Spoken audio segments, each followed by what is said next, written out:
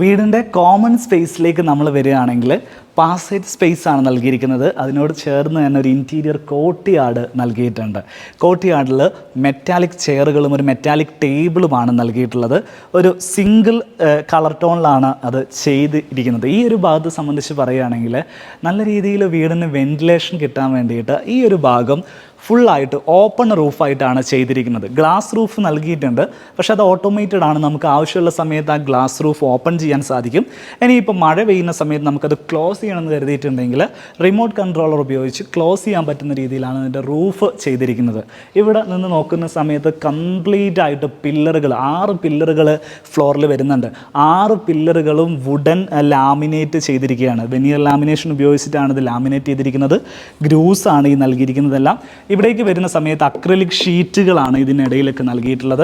അങ്ങനെ നല്ലൊരു luxury feel കിട്ടുന്ന രീതിയിൽ തന്നെ സെറ്റ് ചെയ്തിട്ടുണ്ട്.